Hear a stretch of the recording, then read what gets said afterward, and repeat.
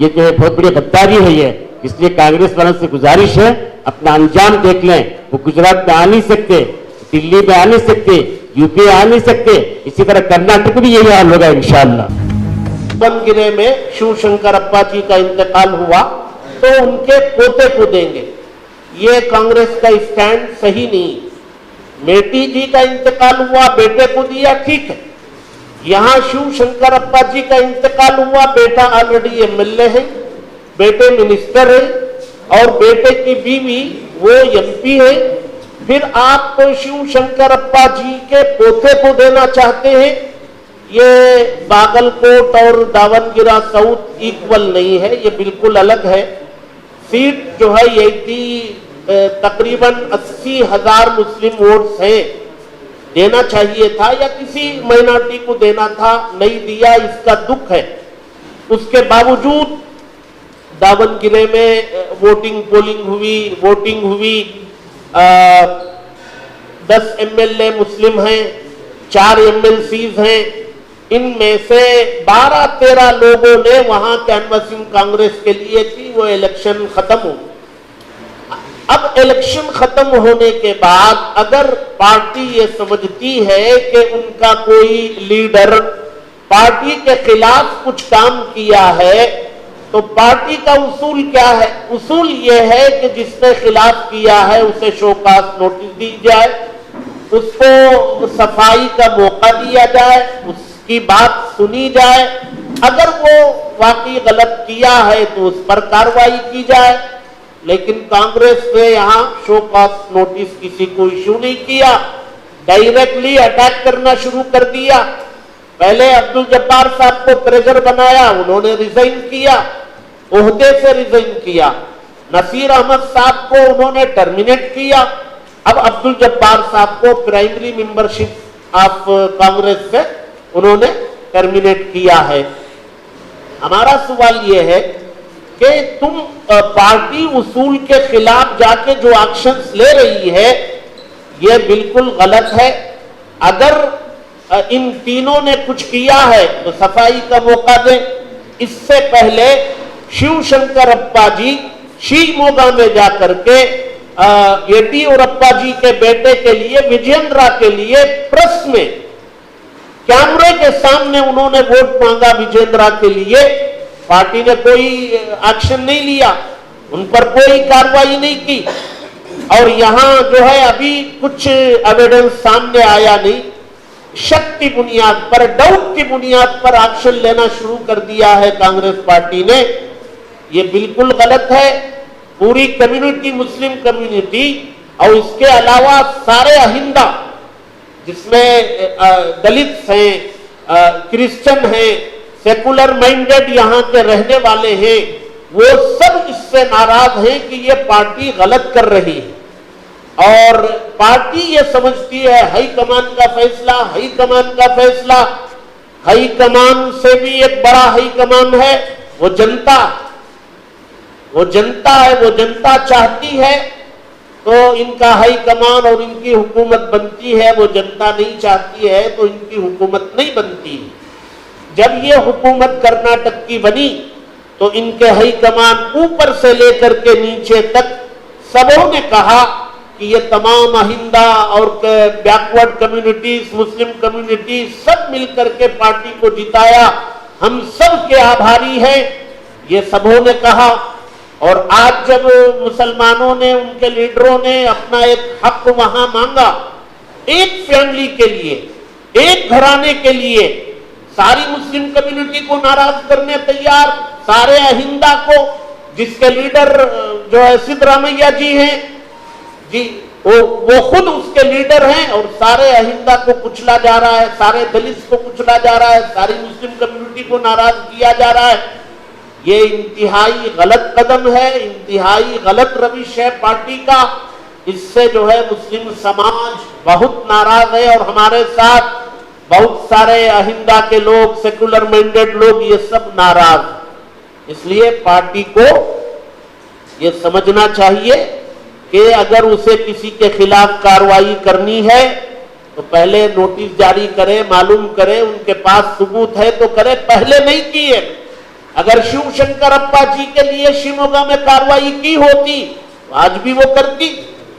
Online media पर जो है पार्टी के खिलाफ काम करने वालों के लिए कोई एक्शन नहीं है, और हमारे खिलाफ एक्शन बगैर नोटिस के किया जा रहा है, ये गलत है।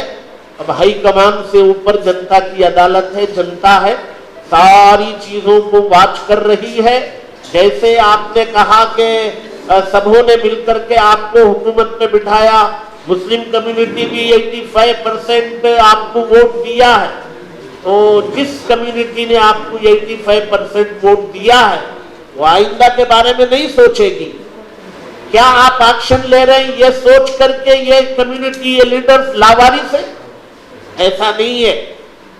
ये कांग्रेस पार्टी में मुस्लिम लीडर्स जो हैं उनके ऊपर भी हैं, उनके ऊपर उनको पूछने वाले भी हैं, पार्टी को पूछने वाले भी हैं। लिहाजा पार्टी इस सिलसिले में अपने आप को आजाद ना समझे, सोच समझ करके कार्रवाई करे। एक बाई इलेक्शन के लिए, एक फैमिली के लिए सबको नाराज करने पर तुली हुई है, तो ये कहीं ना कहीं अक्लमंदी के खिलाफ नजर आता है। अभी तफसीलात पेश की गई है, जैसे कि बयान किया गया है कि 2023 का इलेक्शन हो या उससे पहले के कर्नाटक में इलेक्शन हो, मुसलमानों ने एकजुट होकर कांग्रेस पार्टी को जिताया, उनके लिए मेहनत की, उसके लिए काम किया। जैसे कि अभी आप तमाम को मालूम है कि दावनगिरी का मसला आया, तो वहां पर उससे पहले वादे किए गए कि किसी मुसलमान उम्मीदवार को खड़ा किया जाएगा, लेकिन जैसे हमारे सियासी कायदीन हैं उन्होंने मुतालबा किया, उनके मुतालबे को माना नहीं गया। बाद में रमजान के आखिरी दिनों में उलमाए किराम हमारे कर्नाटक के सीएम सिद्धारमैया साहब के पास गए और खड़गे साहब से हमने मुलाकात की, और इसी तरीके से सुरजेवाला साहब से मुलाकात की, और हमने कहा यह हमारा हक है और आपने वादा किया है दावनगिरी की सीट किसी मुसलमान को उम्मीदवार बनाया जाए। सुरजेवाला साहब ने ऐसा वादा किया था हम लोगों के साथ, ऐसा लगता था कि शायद किसी मुसलमान उम्मीदवार को टिकट दिया जाएगा, मगर वहां पर टिकट ना दिया गया। और उसके बाद अब्दुल जब्बार साहब जो वहां पर पैदा हुए, 40-45 साल उन्होंने कांग्रेस पार्टी के लिए वहां पर काम किया। ये उनका नहीं बल्कि पूरी उम्मत का, पूरी कौम का एक हक था जो कांग्रेस से मांगा गया था। ऐसा लगता है कि मुसलमान से वोट तो लिया जाता है, लेकिन मुसलमान जब अपना हक मांगता है तो फिर मुसलमानों को मुजरिम बना दिया जाता है। अपना हक मांगना कोई जुर्म नहीं है, हमने कोई बड़ा काम नहीं किया, अपना हक मांगा था। हम गए थे सिद्धारमैया साहब के पास, खड़गे साहब के पास, सुरजेवाला साहब के पास, और उसके बाद जब हक न दिया गया, नाराजगी दिखाई, तो कांग्रेस पार्टी ने यानी दूध में से मक्खी की तरह अब्दुल जब्बार साहब को निकाला गया।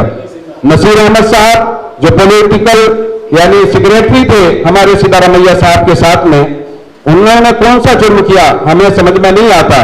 बागलकोट में उनसे खिदमत नहीं जाती है, बागलकोट में उनको भेजा जाता है, वो 9 दिन वहां पर दिन रात मेहनत करके पार्टी को जिताने की कोशिश करते हैं, मगर जैसे इलेक्शन होता है तो नसीर अहमद साहब को भी एकदम निकाल दिया जाता है। ये जो पॉलिसी कांग्रेस की है ये हमें यानी बिल्कुल समझ में नहीं आती। मुसलमान है जो एकजुट होकर पूरा वोट कांग्रेस पार्टी को देता है, और जब जब कांग्रेस पार्टी ने मुसलमानों को नाराज किया है, कांग्रेस कमजोर होती नजर आई है। आज भी वक्त है इस तरह से यानी मुसलमानों की नाराजगी लेना कांग्रेस पार्टी के लिए बेहतर नहीं है। कि मुसलमानों का हक है मुसलमानों को दिया जाए, और जिस तरह से यानी कोई पूछगछ नहीं है, एकदम कोई मशवरा नहीं है। जैसे इलेक्शन के वक्त मुसलमानों के साथ मशवरा किया जाता है, बातचीत की जाती है, और जब यानी मामला हक लेने का आता है तो उस मौके पर कोई मशवरा नहीं, बल्कि एकदम उनकी बात कोई नहीं सुनी जाती है। बड़े बड़े यानी ओहदेदारों को उनके ओहदे से निकाल दिया जाता है। मैं कहूंगा बहुत सारी पार्टियां, सेकुलर पार्टियां कर्नाटक के यानी किनारे पर खड़ी हुई हैं, जो कर्नाटक में आने की कोशिश कर रही हैं। अगर इसी तरह की चीजें रही, वो पार्टियां अगर कर्नाटक में दाखिल हो गई तो यानी कांग्रेस पार्टी कमजोर हो जाएगी, और यानी बहुत सारे मामला हमारे स्टेट में आएंगे तो अभी भी मैं गुजारिश करूंगा सिद्धरमैया साहब से, डीके शिव कुमार साहब से, परमेश्वर साहब से, जो यानी तमाम आपकी बागडोर कर्नाटक की आप लोगों के हाथों में है, जिन मुसलमानों को आपने नाराज किया है यानी कायदीन को उनको राजी करें। क्यों नहीं गए तुलजापाल साहब के घर में आप हजरात? उनको राजी करना था, उनसे बात करनी थी, पूछताछ करनी थी। एकदम यानी इस तरह से निकाल देना यानी ये तरीका बेहतर नहीं है।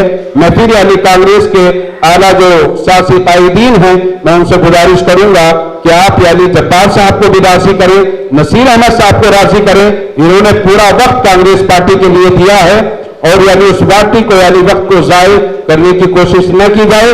मुसलमानों का जो हक है वो मुसलमानों को दिया जाए। मैं बस इसी पर अपनी बात कर। थैंक यू खादी साहब। रहीम,